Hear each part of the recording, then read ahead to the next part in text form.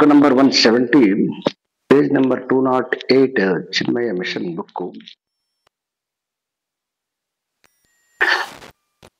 ಸ್ವಪ್ನೆ ಅರ್ಥಶೂನ್ಯೆ ಸೃಜತಿ ಸ್ವಶಕ್ತ್ಯ ಭೋಕ್ತಾದಿ ವಿಶ್ವಂ ಮನ ಏವ ಸರ್ವಂ. ಇಲ್ಲಿ ತನಕ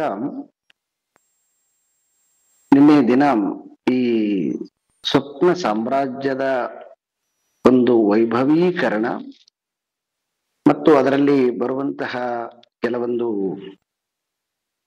ಏನೆಲ್ಲ ಸಂಗತಿಗಳು, ಆ ಸಂಗತಿಗಳನ್ನ ಜಾಗೃತ ಲೋಕಕ್ಕೆ ಕನೆಕ್ಟ್ ಮಾಡಿ ಕೆಲವೊಂದೇನು ಪ್ರಮಾದಗಳು ಏನು ಕರಿತೀವಿ ಅಂತಹ ಎಲ್ಲ ಪ್ರಮಾದಗಳನ್ನ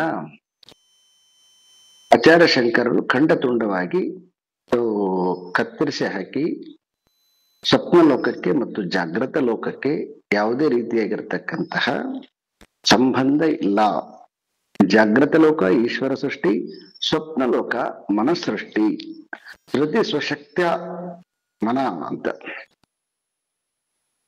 ಮನಸ್ಸೇ ಆ ಸ್ವಪ್ನ ಲೋಕವನ್ನ ಅಲ್ಲಿ ಏನೆಲ್ಲ ಅದು ಮನೆ ಇರ್ಲಿ, ಮಂದಿರ ಇರ್ಲಿ, ದೇವರಿರ್ಲಿ, ಮನುಷ್ಯರಿರ್ಲಿ, ಪ್ರಾಣಿ ಇರ್ಲಿ, ಪಕ್ಷಿ ಇರ್ಲಿ, ಭೂಮಿ ಇರ್ಲಿ, ಎಲ್ಲ ಏನೆಲ್ಲವನ್ನ ಸ್ವಪ್ನದಲ್ಲಿ ಕಾಣುತ್ತೋ ಆ ಎಲ್ಲ ಸ್ವಪ್ನ ಪ್ರಪಂಚವನ್ನ ಮನಸ್ಸೇ ಸೃಷ್ಟಿ ಮಾಡುತ್ತೆ.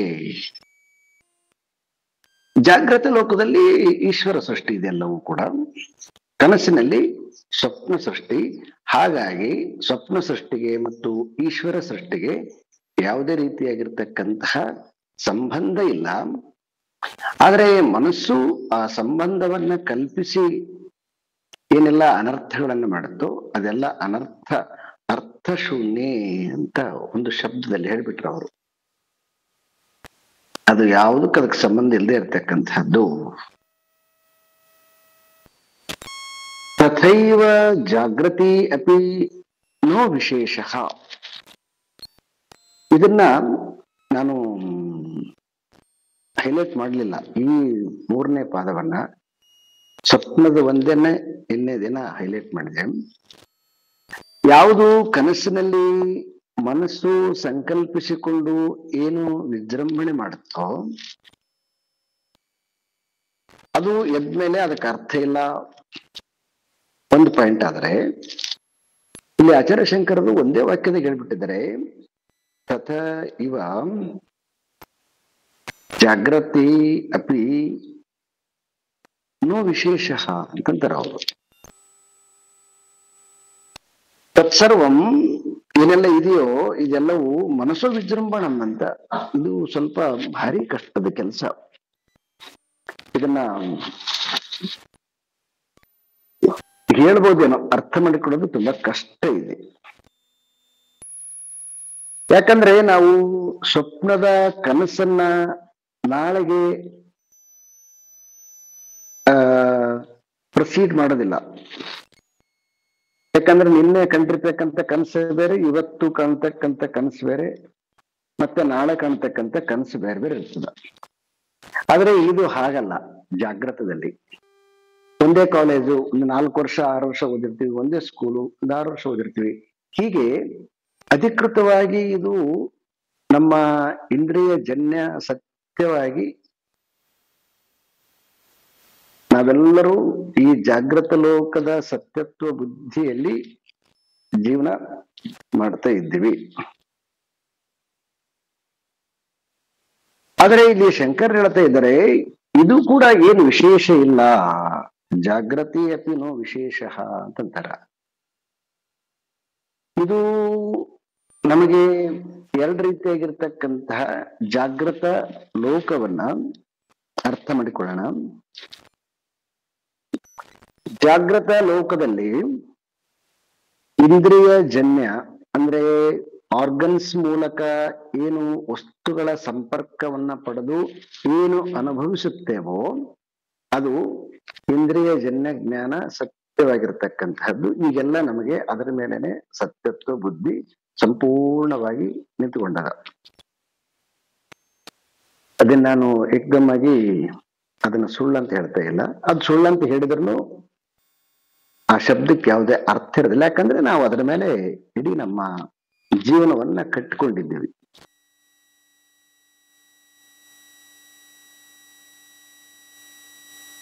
ಈ ಜಾಗೃತಿ ಲೋಕದ್ದು ಇಷ್ಟು ಮತ್ತೆ ಬಲಾಢ್ಯವಾಗಿರುವಾಗ ಇದನ್ನ ಏನ್ ವಿಶೇಷ ಇಲ್ಲ ಅಂತಂತಾರಲ್ವಾ, ಇದು ಹೇಗೆ ಅನ್ನುವಂಥದ್ದನ್ನ ಈ ಜಾಗೃತಿ ಲೋಕದ್ದನ್ನೇ ಎರಡು ಮಾಡೋಣ ಅಂತ. ಒಂದೇನಂತಂದ್ರೆ, ಈಗ ಕೆಲವೊಬ್ರು ಇದ್ಯಾವ್ಯಾವುದು ಈ ನಡುವೆ ಸುಮಾರು ಮೆಡಿಟೇಷನ್ ಕ್ಲಾಸಸ್ಗಳು ಈಗ ತುಂಬಾ ಈ ಸ್ಪೀಡ್ ಆಗಿ ನಡೀತಾ ಇವೆ. ಎಷ್ಟು ಆಶ್ಚರ್ಯಕರ ಸಂಗತಿ ಅಂತಂದ್ರೆ, ಅದು ವೈಜ್ಞಾನಿಕನೋ ಅವೈಜ್ಞಾನಿಕನೋ ಗೊತ್ತಿಲ್ಲ, ಆದ್ರೆ ಕೆಲವೊಂದು ಸೆಂಟ್ರಲ್ಲಿ ತುಂಬಾ ಆಂಗ್ಸೈಟಿ ತುಂಬಾ ಮಿತಿ ಮೀರಿದಾಗ, ಒಂದು ಲೆವೆಲ್ ಅಲ್ಲಿ ಡಿಪ್ರೆಷನ್ಗೆ ಹೋಗೋ ಮೆಂಟಾಲಿಟಿ ಇರುವಾಗ ಅವರಿಗೆ ನೀವು ಮೆಡಿಟೇಷನ್ ಮಾಡಿದ್ರೆ ಕಡಿಮೆ ಆಗುತ್ತೆ ಅಂತ ಹೇಳಿ ಸಜೆಷನ್ ಕೊಡ್ತಾರೆ. ಮೇ ಬಿ ಅದನ್ನ ನಾನು ಅಲ್ಲಗಳೆತ ಇಲ್ಲ, ಆದ್ರೆ ನಮ್ಮ ಅನುಭವದ ಪ್ರಕಾರ ತುಂಬಾ ಯೋಚನೆಗಳು ಸ್ಪೀಡ್ ಇದ್ದಾಗ ಕುಂತುಕೊಂಡು ಕಣ್ಣು ಮುಚ್ಚಿಕೊಂಡು ಯೋಚನೆ ಇಲ್ಲದೆ ಇರ್ತಕ್ಕಂಥ ಸ್ಥಿತಿಯನ್ನ ಮುಟ್ಟೋದು ಭಾರಿ ಕಷ್ಟದ ಕೆಲಸ.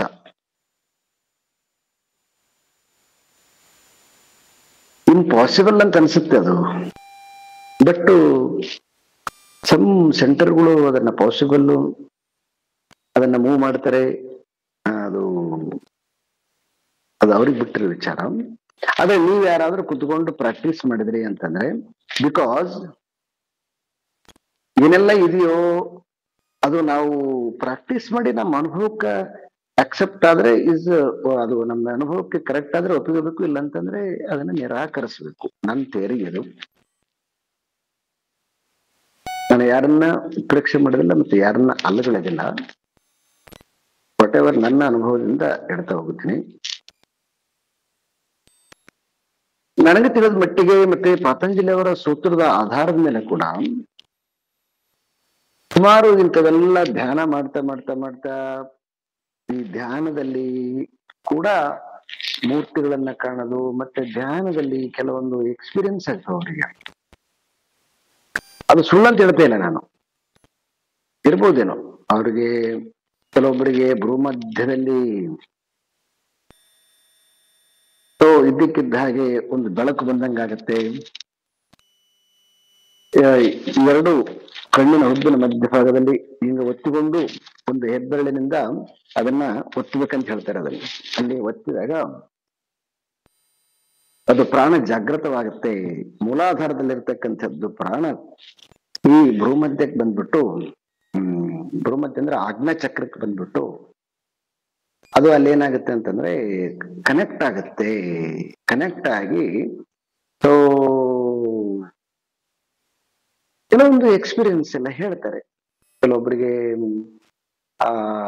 ಆಜ್ಞಾ ಚಕ್ರದಲ್ಲಿರ್ತಕ್ಕಂತಹ ದೇವತೆಗಳು ಅಂತ, ಈಗ ಅದಕ್ಕೆಲ್ಲಾನು ಆ ಚಕ್ರಗಳಿಗೆಲ್ಲ ಕೆಲವೊಬ್ರು ಕುಂಡಲಿನಿ ಶಾಸ್ತ್ರದವರು ಆ ಎಲ್ಲ ಒಂದೊಂದು ಚಕ್ರಕ್ಕೆ ಒಂದೊಂದು ದೇವತೆಗಳನ್ನ ಮೆನ್ಷನ್ ಮಾಡಿದ್ದಾರೆ. ಮತ್ತೆ ಇನ್ನೂ ಕೆಲವೊಬ್ರು ಅದಕ್ಕೆ ಅಕ್ಷರಗಳನ್ನ ಮೆನ್ಷನ್ ಮಾಡಿದ್ದಾರೆ. ಇನ್ನು ಕೆಲವೊಬ್ರು ಅದಕ್ಕೆ ಕಲರ್ಸ್ ಅನ್ನ ಮೆನ್ಷನ್ ಮಾಡಿದ್ದಾರೆ. ಇನ್ನು ಕೆಲವೊಬ್ರು ಅದಕ್ಕೆಲ್ಲನೂ ಕೂಡ ದಳ ಅಂತ ಹೇಳ್ತಾರ. ಸೊ ಆಧಾರಕ್ಕೆ 2 ದಳ, ಸ್ವಾಧಿಷ್ಠಾನಕ್ಕೆ 4 ದಳ, ಮಣಿಪುರಕ್ಕೆ 10 ದಳ, ಹೀಗೆಲ್ಲ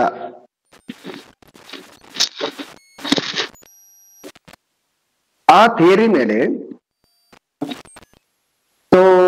ಆಜ್ಞಾ ಚಕ್ರದಲ್ಲಿ ಬಂದು ಅಲ್ಲಿ ಹೆಬ್ಬೆರಳಿನಿಂದ ಒತ್ತಿದಾಗ ಆ ಚಕ್ರ ಓಪನ್ ಆಗುತ್ತೆ. ಚಕ್ರ ಓಪನ್ ಆದಾಗ ಅನೇಕ ರೀತಿಯಾಗಿರ್ತಕ್ಕಂತಹ ಅವ್ರಿಗೆ ದರ್ಶನಗಳಾಗ್ತವೆ.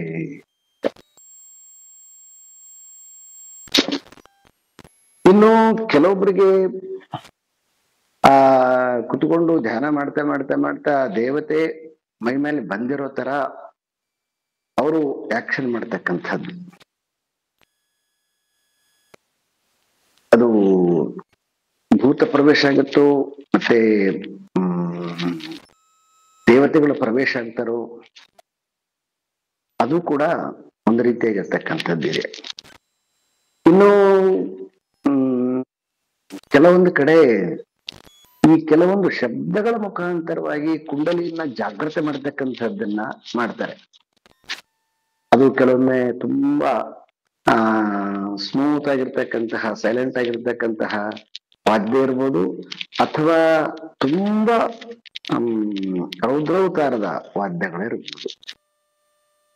ಈ ರೀತಿಯಾಗಿ ಧ್ಯಾನಗಳನ್ನ ಮಾಡ್ತಕ್ಕಂಥದ್ದು, ಆ ಧ್ಯಾನಗಳನ್ನ ಮಾಡಿದ ನಂತರ ಸೆಲ್ಫ್ ಪ್ರಾಕ್ಟೀಸ್ ಮಾಡುವಾಗ ಅದು ಇನ್ಯಾವುದು ರೂಪ ತಾಳೋದು, ಆ ರೂಪ ತಾಳಿರ್ತಕ್ಕಂತಹ ಧ್ಯಾನದ ಸ್ಥಿತಿಯನ್ನು ತಗೊಂಡು ಕೆಲವೊಬ್ರು ಭವಿಷ್ಯ ಹೇಳೋದು, ಇದು ಕೂಡ ಇದು ಒಂದು ರೀತಿಯಿಂದ ಅನಾದಿ ಕಾಲದಿಂದ ನಡ್ಕೊಂಡು ಬಂದದೆ ಇದು ಪದ್ಧತಿ. ಇದು ಈಗಿನ ಕಾಲದಲ್ಲ. ಇವೆಲ್ಲ ಸರಿನಾ ತಪ್ಪ ಅಂತ ವಿಚಾರ ಮಾಡಿದ್ವಿ ಅಂತಂದ್ರೆ,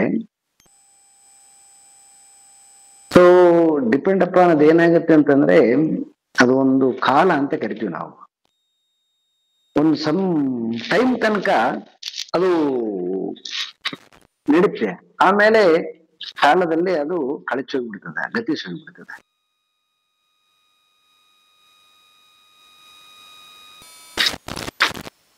ಈ ತರದ ಬೇಕಾದಷ್ಟು ಎಕ್ಸಾಂಪಲ್ಗಳು ಇದಾವೆ. ಸೊ ಶಂಕರ ವೇದಾಂತದ ಪ್ರಕಾರ ಈ ರೀತಿಯಾಗಿರ್ತಕ್ಕಂಥ ಕನಸಿನಲ್ಲಿ ಏನು ಮನಸ್ಸು ಸೃಷ್ಟಿ ಮಾಡಿ ವಿಜೃಂಭಣೆ ಮಾಡುತ್ತೋ, ಈ ಧ್ಯಾನದಲ್ಲಿ ಕೂಡ ಬಹಳ ಸ್ಪಷ್ಟವಾಗಿ ಹೇಳ್ತಾ ಇದ್ದೀನಿ, ಅದೇ ಮನಸ್ಸಿನ ಮತ್ತೊಂದು ವಿಜೃಂಭಣೆ.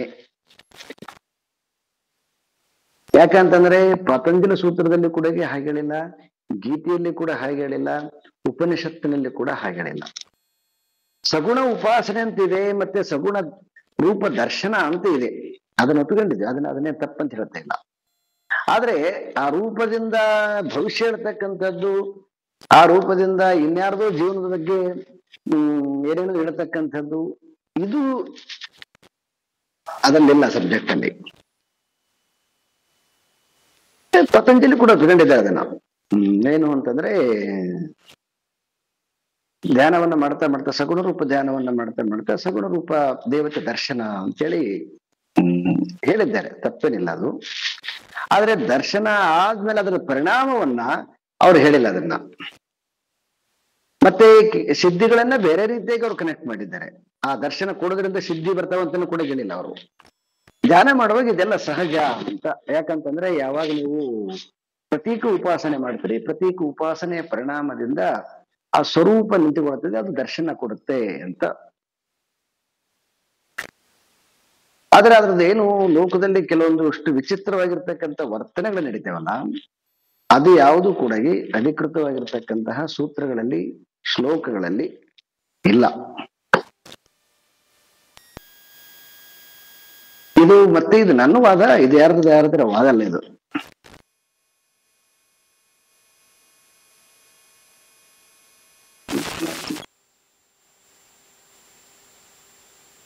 ಸೊ ಈ ಪಾಠ ಕೇಳೋದ್ರಿಂದ ನಿಮಗೆ ಅಧಿಕೃತವಾಗಿ ಇಲ್ಲ ಅಂತ ಹೇಳ್ತಾ ಇದ್ದೀನಿ ನಾನು, ಅಷ್ಟೇ.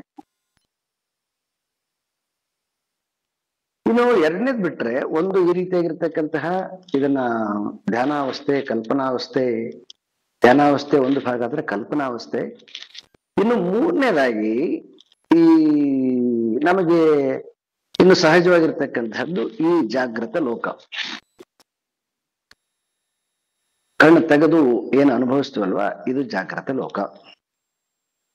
ಇದನ್ನ ಆಚಾರ್ಯ ಶಂಕರರು ಇದು ಕೂಡ ಏನು ಅದಕ್ಕಿಂತ ಸ್ವಪ್ನದಕ್ಕಿಂತ ಇದು ಕೂಡ ಬಹಳ ವ್ಯತ್ಯಾಸ ಇಲ್ಲ, ಇದು ಕೂಡ ಅರ್ಥ ಶೂನ್ಯ ಅಂತಾನೆ ಅಂತಾರೆ ಅವರು. ಈ ಜಾಗೃತ ಲೋಕವನ್ನ ಅರ್ಥ ಶೂನ್ಯ ಅಂತ ಹೇಳಿಬಿಟ್ಟು ನಮಗೆಲ್ಲರಿಗೂ ಕೂಡ ಈಗ ಸದ್ಯದ ಮಟ್ಟಿಗೆ ಅನುಭವಕ್ಕೆ ಬರೋದು ಬಹಳ ಕಷ್ಟ ಇದೆ. ಯಾಕಂತಂದ್ರೆ ಸ್ವಪ್ನದಿಂದ ಜಾಗೃತಿಗೆ ಬರ್ತೀವಿ. ಒಂದು ಲಾಜಿಕ್ ಆಗಿ ತೋರಿಸ್ಬೋದು ನಾನು. ಹೆಂಗಂದ್ರೆ, ಸ್ವಪ್ನದಲ್ಲಿ ಏನ್ ಕಾಣುತ್ತವೋ ಜಾಗೃತಕ್ಕೆ ಬಂದ್ಮೇಲೆ ಅದು ರಿಯಾಲಿಟಿ ಅಲ್ಲ ಅಂತ ಗೊತ್ತಾಗತ್ತೆ. ಮತ್ತೆ ಜಾಗೃತದಿಂದ ಸ್ವಪ್ನ ಕೊಡ್ತೀವಲ್ವಾ, ಅವಾಗಲೂ ಕೂಡ ಜಾಗೃತ ಲೋಕ ರಿಯಾಲಿಟಿ ಅಲ್ಲ, ಸ್ವಪ್ನ ಲೋಕನೇ ಸರಿ ಇರ್ತದೆ. ಯಾಕಂದ್ರೆ ಅವನು ತಾನು ಮಲಗಿರ್ತಾನೆ, ಎಲ್ಲೋ ಕಾಶಿಗೆ ಹೋದಂಗಾಗಿರ್ತದೆ, ಶ್ರೀಶೈಲಕ್ಕೆ ಹೋದಂಗಾಗಿರ್ತದೆ, ತಿರುಪತಿಗೆ ಹೋದಂಗಾಗಿರ್ತದೆ. ಇಲ್ಲೇ ಮಲಗಿರ್ತಾನೆ, ಮನೆಯಲ್ಲಿ ಬೆಡ್ರೂಮ್ ಅಲ್ಲಿ ಮಲಗಿರ್ತಾನೆ, ತಿರುಪತಿಗೆ ಹೋಗಿ ಸೇವೆ ಮಾಡಿದಂಗೆ ಆಗ್ತಿರ್ತದೆ. ಸೊ ಹಾಗಾದಾಗ ಏನಾಯ್ತು ಅಂತಂದ್ರೆ, ಅವನ ಮಟ್ಟಿಗೆ ಸ್ವಪ್ನ ಕಾಣುವವನ ಮಟ್ಟಿಗೆ ಆ ಮೂಮೆಂಟ್ ಅಲ್ಲಿ ಜಾಗೃತ ಅವನಿಗೆ ವ್ಯತ್ಯಯ ಆಗತ್ತೆ. ಹೀಗೆ ನಾವು ಈ ಲೋಕದಿಂದ ಈ ಲೋಕಕ್ಕ, ಈ ಲೋಕದಿಂದ ಈ ಲೋಕಕ್ಕ ಓಡಾಡ್ತೀವಿ. ನಮಗೆ ಈ ಲೋಕದಲ್ಲಿ ಸ್ವಪ್ನ ಲೋಕದಲ್ಲಿ ಸ್ವಪ್ನ ಸತ್ಯ, ಜಾಗೃತ ಲೋಕದಲ್ಲಿ ಜಾಗೃತ ಸತ್ಯ. ಆದ್ರೆ ಜಾಗೃತ ಸ್ವಪ್ನವನ್ನ ನಾವು ಕಂಡ ತುಂಡ ಖಂಡಿಸಿದ್ರು ಕೂಡ ಜಾಗೃತ ಅಂತಲೂ ನಮಗೆ ಮಿಥ್ಯ ಅಂತಕ್ಕಂಥದ್ದು ಸದ್ಯದ ಮಟ್ಟಿಗೆ ಇಲ್ಲ. ಈ ಸ್ವಪ್ನದ ಆಧಾರದ ಮೇಲೆ ಹಾಗೆ ಹೇಳ್ಬೋದೇನೋ ಲಾಜಿಕ್ ಆಗಿ, ಆದ್ರೆ ಎಕ್ಸ್ಪೀರಿಯನ್ಸ್ ಆಗಿ ಹೇಳ್ಬೇಕಂತಂದ್ರೆ ಇದು ಯಾವಾಗ ಸಾಧ್ಯವಾಗತ್ತೆ ಅಂತಂದ್ರೆ, ಯಾವಾಗ ನಮ್ಮ ಬಯಕೆಗಳು ಸಂಪೂರ್ಣವಾಗಿ ಜಾಗೃತ ಲೋಕದ ಜೊತೆ ಸಂಬಂಧವನ್ನ ಕಟ್ ಮಾಡಿಕೊಳ್ತಾವ, ಆವಾಗ ನಮಗೆ ಮತ್ತೊಂದು ಸ್ಥಿತಿ ಬರ್ತದೆ. ಅದು ಜ್ಞಾನದ ಸ್ಥಿತಿ, ಸತ್ಯ ದರ್ಶನದ ಸ್ಥಿತಿ. ಮೇ ಬಿ ಆವಾಗ ಇದು ಎಲ್ಲವೂ ಕೂಡ ಕನಸು ಹೇಗೆನೋ ಹಾಗೆ ಜಾಗೃತ ಇಂದ್ರಿಯಜನ್ಯ ಜ್ಞಾನಕ್ಕೂ, ಇಂದ್ರಿಯಜನ್ಯ ಜಗತ್ತು ಕೂಡ ಸ್ವಪ್ನದಂತೆ ಅಂತ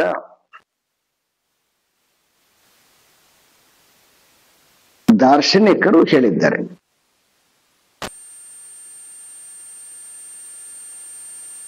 ಇದಕ್ಕೆಲ್ಲನೂ ಕೂಡ ಗ್ರೇಟು ದಾರ್ಶನಿಕ ಬುದ್ಧ,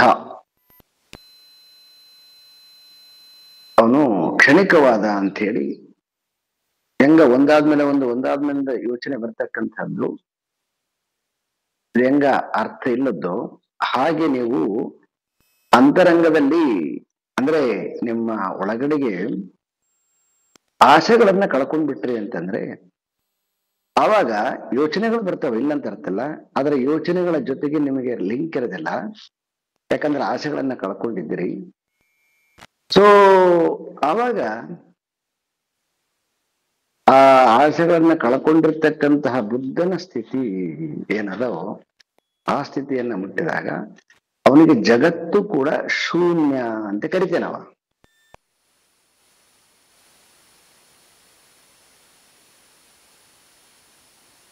ಸೊ ಇನ್ನು ಆಚಾರ್ಯ ಶಂಕರರು ಕೂಡ ಯಾವಾಗ ಅವನಿಗೆ ಬ್ರಹ್ಮ ಸಾಕ್ಷಾತ್ಕಾರವಾಗತ್ತ ಆವಾಗ ಇದೆಲ್ಲವೂ ಕೂಡ ಈ ಅನೃತ ಅಂತಕ್ಕಂಥದ್ದನ್ನ, ಬ್ರಹ್ಮ ಸತ್ಯ ಅಂತಕ್ಕಂಥದ್ದು ಜ್ಞಾನ ಇದೆಲ್ಲ ಪ್ರಾಪ್ತಿ ಆಗತ್ತೆ. ಅಲ್ಲಿಯವರೆಗೆ ಈ ಮನಸ್ಸು ಈ ಜಾಗೃತ ಲೋಕದ ಜೊತೆ ಹೆಂಗ ಕನಸಿನಲ್ಲಿ ತಾನೇ ಕಲ್ಪಿಸಿಕೊಂಡು ಹೇಗೆ ವಿಜೃಂಭಿಸ್ತದೋ ಹಾಗೆ ಜಾಗೃತದಲ್ಲಿ ಕೂಡ ಇದು ಮನಸ್ಸಿನ ಲೋಕ, ಅದು ಕನಸಿನ ಲೋಕ, ಇದು ಮನಸ್ಸಿನ ಲೋಕ ಅಂತ ಕರಿತಾರೆ. ಈ ಮನಸ್ಸಿನ ಲೋಕಕ್ಕೆ ನೀವು ಪಂಚದಶಿಯಲ್ಲಿ ದ್ವೈತ ವಿವೇಕ ಪ್ರಕರಣ ಅಂತಿದೆ, ಅಲ್ಲಿ ಬಹಳ ಸಿಸ್ಟಮೆಟಿಕ್ ಆಗಿ ವಿದ್ಯಾರಣ್ಯ ಮುನಿಗಳು ಈಶ್ವರ ಪ್ರಪಂಚ ಮತ್ತು ಜೀವ ಪ್ರಪಂಚ ಅಂತ ಎರಡು ಮಾಡಿದ್ದಾರೆ. ಜಾಗೃತ ಲೋಕದಲ್ಲಿ ಈಶ್ವರ ಪ್ರಪಂಚ ಯಾವುದು ಮತ್ತೆ ಜೀವ ಪ್ರಪಂಚ ಯಾವುದು ಅಂತ ಹೇಳಿ ಅಲ್ಲಿ ನಾವು ಇನ್ನ ಸ್ವಲ್ಪ ಚೆನ್ನಾಗಿ ಒಂದ್ ಸ್ವಲ್ಪ ನೋಡಿಕೊಂಡು ಅಂತಂದ್ರೆ ಅವಾಗ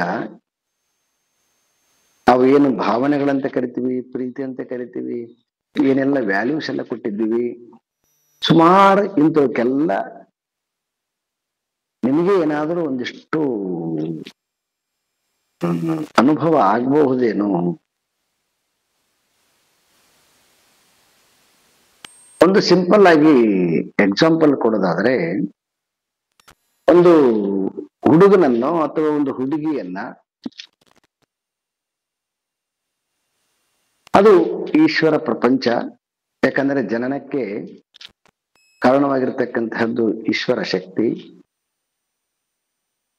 ಆದರೆ ಅದು ಒಂದು ಹೆಂಗಸು ಗಂಡಸನ್ನ ಆ ಲಿಂಗದಿಂದ ಅದನ್ನ ಹೆಂಗಸು ಗಂಡಸು ಅಂತ ನಾವು ಲಿಂಗದ ಆಧಾರದ ಮೇಲೆ ಅದನ್ನ ಭೇದ ಮಾಡ್ತೀವಿ. ಇದು ಜೀವ ಪ್ರಪಂಚ, ಈಶ್ವರನಿಗೆ ಅದೇನಿಲ್ಲ. ಇನ್ನು ಎರಡನೇದಾಗಿ ಅದು ಬೆಳೀತಾ, ಅದು ಹೆಣ್ಣಾಗ್ಲಿ ಗಂಡಾಗ್ಲಿ, ಅದಕ್ಕೆ ಅನೇಕ ರೀತಿಯಾಗಿರ್ತಕ್ಕಂತಹ ಏನು ಸಂಬಂಧಗಳನ್ನ ಜೋಡಿಸ್ತೀವಿ. ಅಲ್ಲಿ ಇಲ್ಲದೆ ಇರ್ತಕ್ಕಂಥ ಸಂಬಂಧಗಳು, ಅದಕ್ಕೆ ಅಣ್ಣ ಅಂತ ಕರಿತೀವಿ, ಅದಕ್ಕೆ ಅಕ್ಕ ಅಂತ ಕರಿತೀವಿ, ಅದಕ್ಕೆ ತಂಗಿ ಅಂತ ಕರಿತೀವಿ, ಅದಕ್ಕೆ ತಮ್ಮ ಅಂತ ಕರಿತೀವಿ. ದೀಸ್ ಆರ್ ಆಲ್ ಏನೆಲ್ಲ ಇದಾವೋ ಇವೆಲ್ಲವೂ ಕೂಡ ಈಶ್ವರ ಪ್ರಪಂಚ ಅಲ್ಲ, ಈಶ್ವರ ಸೃಷ್ಟಿ ಅಲ್ಲ. ಇದೆಲ್ಲದೂ ಕೂಡ ಮನಸ್ಸಿನ ಸೃಷ್ಟಿ. ಮನಸ್ಸಿನ ಸೃಷ್ಟಿ, ಅದು ಸಂಸಾರದ ಸೃಷ್ಟಿ. ಸೊ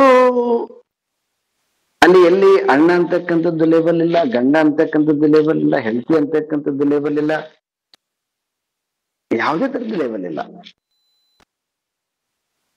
ಆದರೂ ಕೂಡ ಇವೆಲ್ಲವೂ ಕೂಡ ಸತ್ಯವಾಗಿ ಕಾಣ್ತಾವ, ಸತ್ಯವಾಗಿ ಇರ್ಬೇಕವು. ಆದ್ರೆ ವಿಚಾರ ಮಾಡಿದ್ವಿ ಅಂತಂದ್ರೆ, ಹೆಂಗ ಕನಸಿನಲ್ಲಿ ಮನಸ್ಸು ಸೃಷ್ಟಿ ಮಾಡ್ತದೋ ಹಾಗೆ ಇಲ್ಲಿ ಕೂಡ ಈ ಜೀವ ಸೃಷ್ಟಿ ಮಾಡಿರ್ತಕ್ಕಂತಹ ಸಂಸಾರ.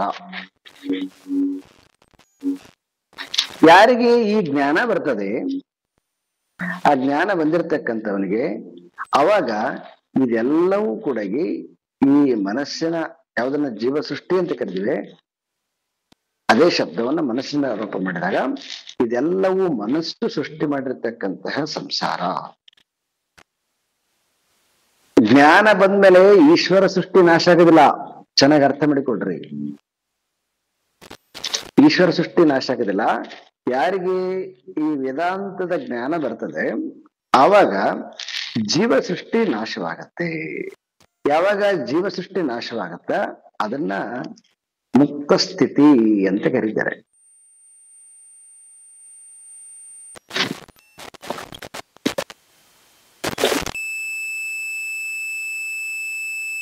ಸೊ ಎಲ್ಲಿಯವರೆಗೆ ನಮಗೆ ಇದರ ಮೇಲೆ ಸತ್ಯತ್ವ ಬುದ್ಧಿ, ಅಭಿಮಾನ ಬುದ್ಧಿ ಅದೋ ಅಲ್ಲಿ ತನಕ ಏನೆಲ್ಲ ಕೇಳಿದ್ರು ಅಷ್ಟೇ ಇರ್ತದೆ, ಏನು ವ್ಯತ್ಯಾಸ ಇರಂಗಿಲ್ಲ. ಒಂದ್ ಕಡೆ ಇನ್ಫಾರ್ಮೇಶನ್ ಆಗುತ್ತೆ ಶಾಸ್ತ್ರ.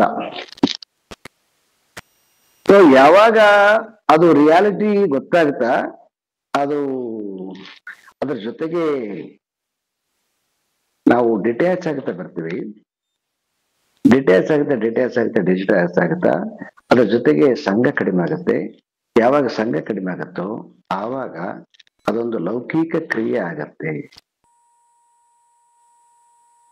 ಅಷ್ಟು ಬಿಟ್ರೆ ಆ ಜೀವನಿಗೆ ಸುಖ ದುಃಖದ ಅಂಟು ಇಲ್ದಂಗಾಗತ್ತೆ.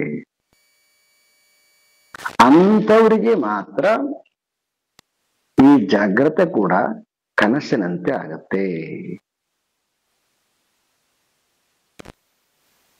ಸೊ ಇದು ಸದ್ಯದ ಮಟ್ಟಿಗೆ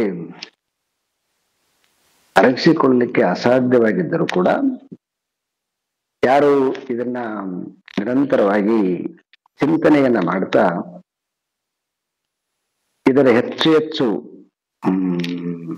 ವಿಚಾರ ನಮಗೆ ಬುದ್ಧಿಯಲ್ಲಿ ನಿಶ್ಚಲವಾಗಿ ನಿಂತುಕೊಳ್ಳಕ ಬರ್ತಾ ಆವಾಗ ಇದರ ಒಂದೊಂದೇ ಹೆಜ್ಜೆಗಳು ನಮಗೆ ಕಾಣ್ತಾ ಹೋಗ್ತಾವ. ಸೊ ಅಂತಹ ಹೆಜ್ಜೆಗಳು ಕಾಣ್ಲಿಕ್ಕೆ ಈ ಒಂದು ವಿವೇಕ ಚೂಡಾಮಣಿ ಅಂತಕ್ಕಂತಹ ಗ್ರಂಥ ಮತ್ತೆ ಎಲ್ಲ ಶಂಕರ ಇಡೀ ವೇದಾಂತ ಶಾಸ್ತ್ರ ಅಂತಹ ಒಂದು ಹೆಜ್ಜೆಯನ್ನ ಈ ಜನ್ಮದಲ್ಲಿ ಇಟ್ಟರೆ ಅದು ಮಹಾಪುಣ್ಯ ಅಂತ ನನ್ನ ಅರ್ಥದಲ್ಲಿ. ಅಂತಹ ಒಂದು ಹೆಜ್ಜೆ ಇಡ್ಲಿಕ್ಕೆ ಎಲ್ಲ ಗ್ರಂಥರಾಶಿಗಳು ನಮಗೆ ಕೃಪೆಯನ್ನ ಮಾಡಲಿ ಅಂತ ಹೇಳ್ತಾ, ಓಂ ಪೂರ್ಣಮದಃ ಪೂರ್ಣಮಿದಂ ಪೂರ್ಣಾತ್ ಪೂರ್ಣಮುದಚ್ಯತೆ ಪೂರ್ಣಸ್ಯ ಪೂರ್ಣಮಾದಾಯ ಪೂರ್ಣಮೇವಾವಶಿಷ್ಯತೆ. ಓಂ ಶಾಂತಿ ಶಾಂತಿ ಶಾಂತಿ. ಹರಿ ಓಂ. ಶ್ರೀ ಗುರುಭ್ಯೋ ನಮಃ. ಹರಿ ಓಂ.